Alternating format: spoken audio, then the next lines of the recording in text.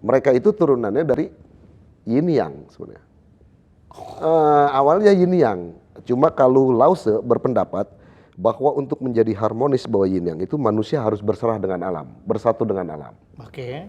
Jadi kalau ada hujan ya sudah hujan saja, biarkan itu menjadi ini. Kalau Ada anak bodoh nggak usah dididik, biar itu udah kodrat. Lause begitu, jadi dia melepas itu, biarkan alam berjalan sesuai dengan keinginannya. Mereka bertemu, berdebat. Nah suatu saat Konghucu bertanya, bagaimana kalau ada seorang anak kecil yang mau nyebur ke sumur? Kan kalau menurut teorinya Lause biar aja tuh. Kita lihat alam, dia mau nyebur apa enggak? Biarin aja secara alami, nggak usah ditolong. Kalau Oe nggak bisa, kata Konfusius. Oe harus lari, selamatkan anak itu. jadi kalau boleh simpulkan Lao Tse lebih banyak ke batin, Ya, kalau Sianu lebih banyak ragawi. ya. Tapi ada tetap juga di Konghucu nanti ketika umur 56, ketika dia sudah dewasa, dia akhirnya spiritualitas. Nah ini menarik. Bagaimana kok bisa terjadi suatu perkembangan yang tadinya sangat pragmatis kemudian menjadi spiritual? Coba Anda. Ya, karena ketika muda semangat orang itu masih berkobar-kobar, kayak saya misalnya. Konfusius cuma menyarankan Anda harus berhati-hati terhadap asmara. Dia bisa patah hati, broken heart. Tapi ketika Anda dewasa, Konfusius sendiri pernah nggak terjebak asmara? enggak. Kalau zaman dia dijodohin kan, dia ya Ya. dia nggak sibuk pacaran kayak anak-anak milenial hari ini, ya gak? Oh benar Iya, sekali. pesannya begitu. Muda berhati-hati terhadap asmara. Tapi ketika agak dewasa 40 ke atas, dia harus berhati-hati terhadap perselisihan between antar teman, trust bisa dipercaya. Dia harus berhati-hati di situ. Dan ketika sudah uzur, sudah tua, dia harus berhati-hati terhadap greed, keserakahan. Apa? Keserakahan. Oh, Itulah pesannya. Jadi kalau yang di Konghucu. jadi kerakusan itu dianggap Itu paling berbahaya. Berbahaya. Dia harus tiong di tengah. Makanya definisi Tionghoa, Tiongkok itu dia ada di tengah sebenarnya.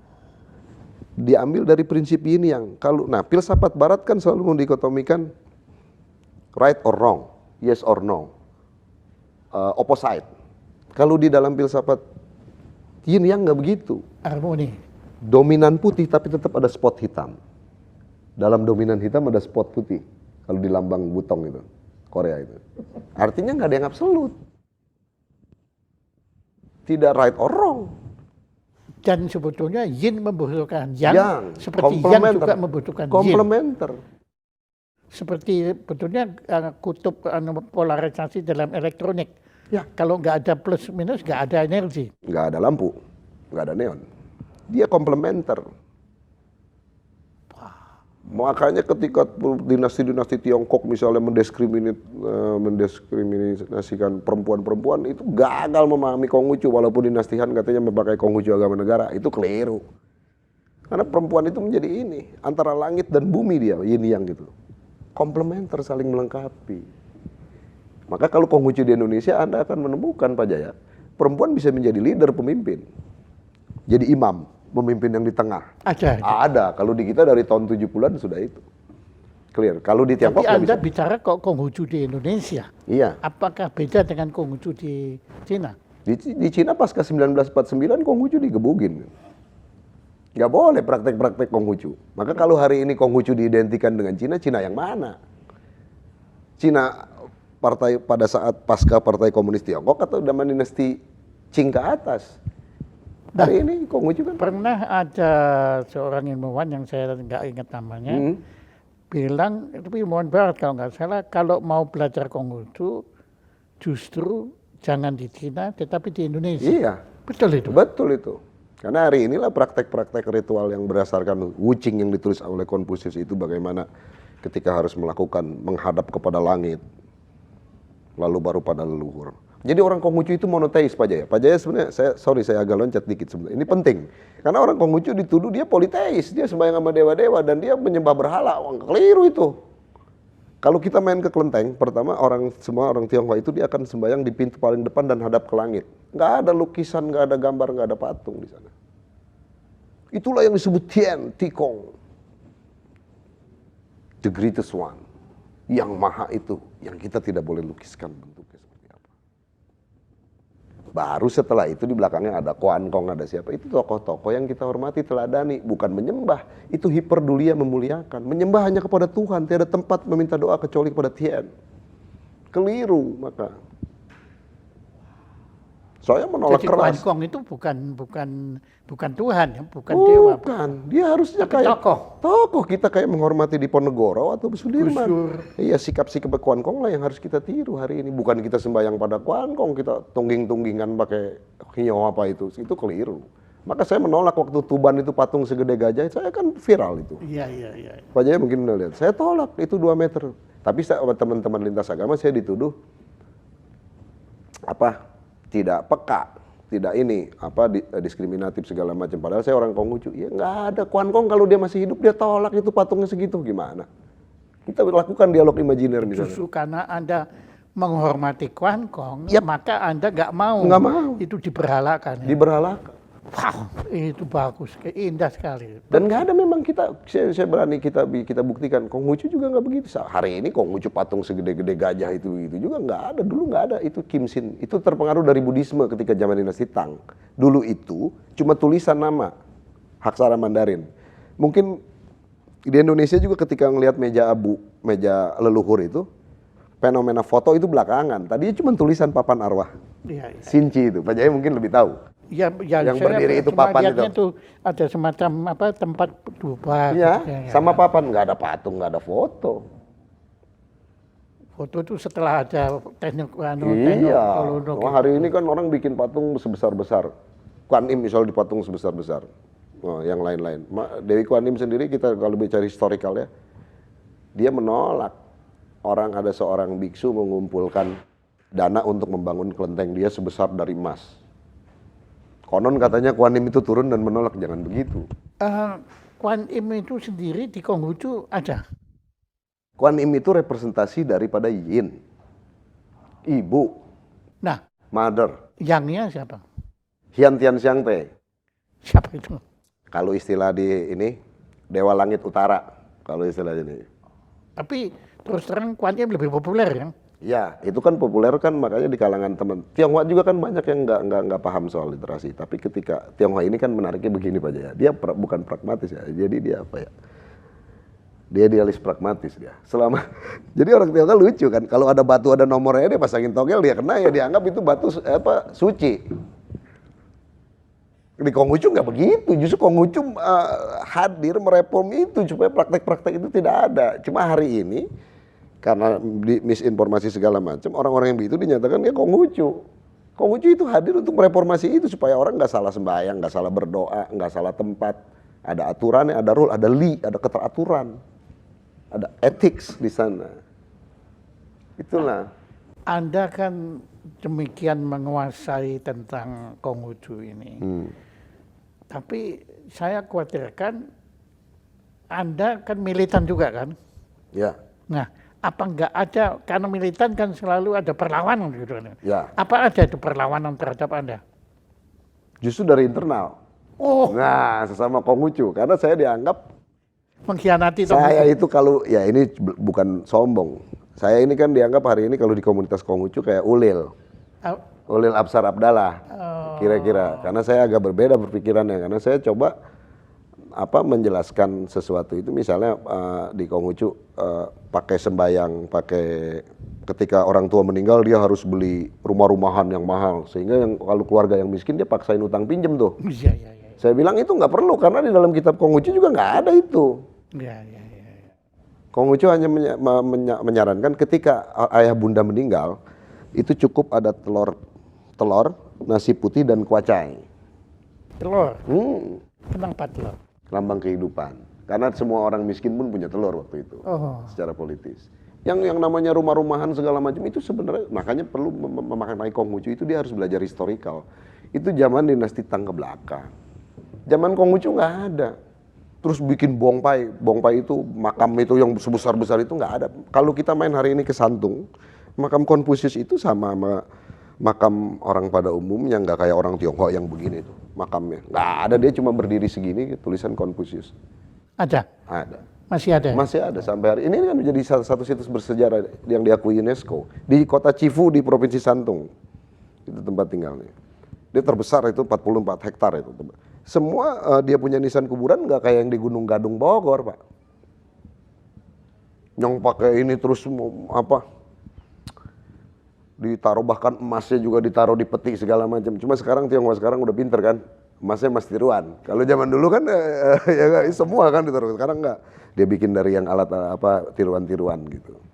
Itu enggak ada, itu keliru. Nah, hari ini saya memang ya pasti dilawan lah. Ini kan seni hidup memang. Jadi Anda tuh keliru moloch Konfusius sebetulnya. Ya menjadi seorang reformis kan ujung-ujung bisa jadi martir, bisa jadi apa. Ya itu nasib. Tapi kita terima itu dengan kelurusan. Ya. Tapi sejarah nanti yang akan mencatat nanti. Tapi Anda sendiri aktif sekarang di kuil Konghucu Ya. sebagai suhu kan? Ya, jadi istilah Apa istilahnya? Locu. Laucu. Locu itu imam lah kalau kita boleh samain kalau di masjid. Dan Anda Saya sudah ketuanya ya.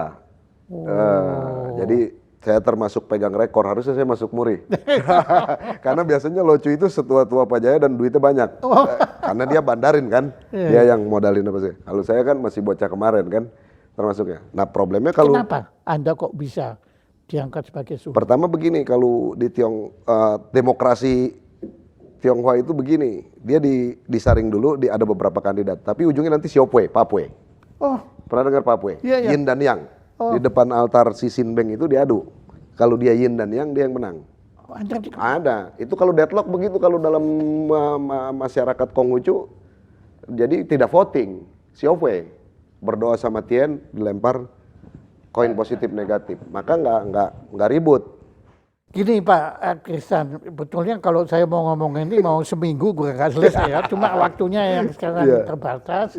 Anda bisa nggak sekarang Anda coba rangkum apa jawaban terhadap pertanyaan saya, yaitu apa sebetulnya Konghucu gitu. Pertama, Konghucu itu sebuah ajaran yang mengajarkan manusia menjadi manusia yang manusiawi. Dia mengajarkan bagaimana menjadi manusia yang bisa bermanfaat buat orang lain.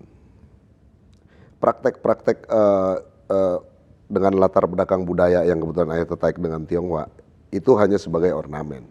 Tapi esensi menjadi seorang Konghucu adalah pertama, golden rule-nya, apa yang diri sendiri tiada inginkan, jangan diberikan kepada orang lain. Sekali lagi. Apa yang diri sendiri tiada inginkan, jangan diberikan kepada orang lain. Itu golden rule-nya. Terus ketika dia hidup dengan sesama kawan dan sahabat, dia harus orang yang cengli. Yang cengli, bisa dipercaya. Bahasa Indonesianya cengli itu Fair enough. itu Inggris. Iya, apa bahasa Indonesianya? Nalar. Yang gak curang sendiri lah ya, artinya fair lah. Fair. Lebih kecil. Iya, fair. Jadi ya kalau nggak mau dicubit jangan cubit. Iya, balik lagi yang tadi. Iya, yang tadi itu. Nah, prinsip-prinsipnya jadi dalam Konghucu itu berhentilah mengutuk kegelapan. Segeralah aja nyalakan lilin kita. Itu sabdanya Konghucu. Jadi tuntutlah diri sendiri, baru Anda bisa memperbaiki masyarakat, baru Anda bisa memperbaiki negara, baru bisa Anda memperbaiki dunia. Ketika itu tidak dilakukan dalam penaklukan diri sendiri, pembinaan diri sendiri, maka itu suatu hal yang tidak mungkin. Istilahnya itu kebajikan yang terbalik. Kebajikan yang terbalik. Ya, maka proyek menjadi manusia dalam tradisi Konghucu adalah dia menjadi manusia yang betul-betul, pertama dia harus berbakti kepada orang tuanya, karena orang tua adalah dianggap sebagai wakil dari Tuhan. Teorinya Konghucu itu pendekatannya bottom up. Anda tidak akan pernah sampai pada Tuhan tanpa melalui orang tua.